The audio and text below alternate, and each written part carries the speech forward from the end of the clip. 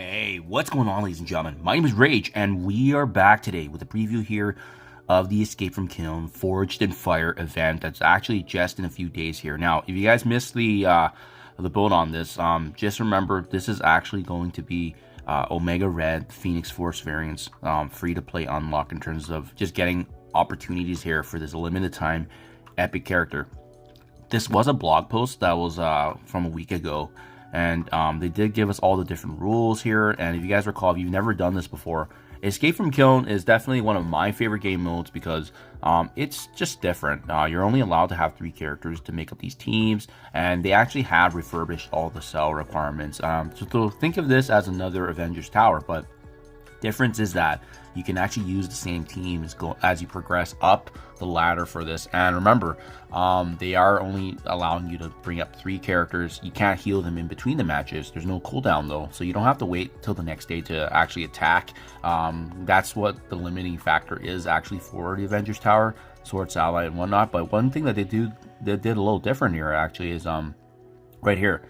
We're able to add in another way to kind of add some little excitement and slice of life here, which is the fact that Jean Grey and Hercules now have their full powers if you build them up. So you can see here, game mode and character prerequisites. If this character has 3 or more immortal X-Men allies, are going to be considered fully met within KYLN's walls. So it means that when you bring in both Hercules and Jean Grey, they're actually operating as if they have their full team there. So their benefits, all the buffs, all the passes that they have with those bonuses, they are going to kick in, which means these 2 characters are going to be very, very formidable.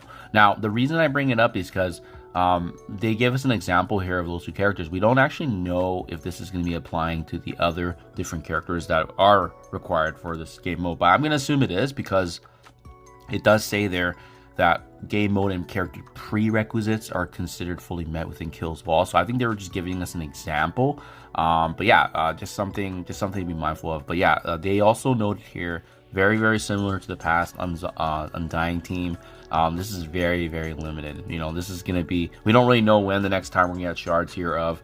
And they use Undying because Captain Britain's kind of a bad example. He was an epic character as well, but, you know, then there came a second wind of shards and opportunities for him, so he's not really in that same category as the Undying characters where they were really available only for that specified time, and you didn't really see them until a year later. But anywho, that's why we want to take advantage of this event, and considering that there's aspects that are free to play, we definitely want to make the most of it.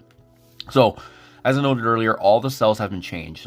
Usually I think this event actually ran all the way up to like 40-50 cells, but they've actually been able to change this quite a bit. Everything's different, and you really only need 3 teams: A-Force, X-Men, and as well as Avengers variants. Now, the good news is Jean Grey and Hercules make up a big chunk of this, but we obviously got to fill in those gaps here. And the one nice thing I will say is that you don't actually need these characters at certain gear tier levels, but the caveat is that you do need them at certain ISO 8 levels. So everyone's going to be able to, if you guys are level 70, 75, you should be able to at least land a 2 yellow here of Omega Red. Very, very easy. You need A-Force, X-Men, Avengers. Recommended level is level 70. Level 3 green ISO 8. So I think that's very easy to hit. Even if you're not at that point right now and you're new to the game, this event usually is here for a week. So I think this is still a very easy milestone to actually land. Where it is going to get a little bit more gray is how deep you can go between cells 14 the cells 20, because this is where it's going to require that blue level 3, and the biggest bottleneck in my opinion is going to be the purple, because for those of you that are still working on Dark Dimension 8 and trying to unlock Odin, this is once again another setback in terms of resources, because you may actually need that for Odin, but now you're having to funnel it into a Spotlight Raid team, or in this case, Escape from KYLN, Forged in Fire for the unlock here of Omega Red, so, or pushing for higher stars from him. Now, there are a couple of obvious ones, but you can see the trend is very similar. A-Force, X-Men, and Avengers. So I do want to talk to you guys about some of the essential characters that I'm planning to bring up. This is not by any means a conclusive and comprehensive list, but there are definitely best and strong options that we can consider, right? So obviously the big examples that they noted, I already have Gear Tier 19, my Jean Grey, as well as Hercules.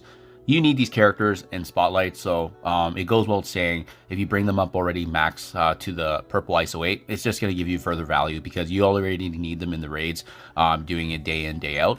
Another strong option, and by far the most powerful character in her team, is going to be Kahori. I am also planning to bring up the other two members in Medusa and Miss Marvel Classic, but Kahori, without a doubt, is going to be the most important because she is the best plug and play in terms of the three. You're going to get value from her in War. And she's just a great slotting character, and all of her abilities are very, very powerful. As you can see, I still have to bring up her ISO 8 purple, but she is for sure a strong lock option. The other instant lock is going to be Old Man Logan. Hopefully you guys are able to take advantage of him because, you know, he's used in all game modes. The fact that he also has Dark Dimension value, he's an absolute wrecking ball. I think when you pair him with Hercules and Jean Grey, they're going to be an absolutely devastating team, especially in some of the modes that you can actually put together. But yeah, he's an X-Men, so it's great that he's going to get that synergy there with Jean Grey, obviously.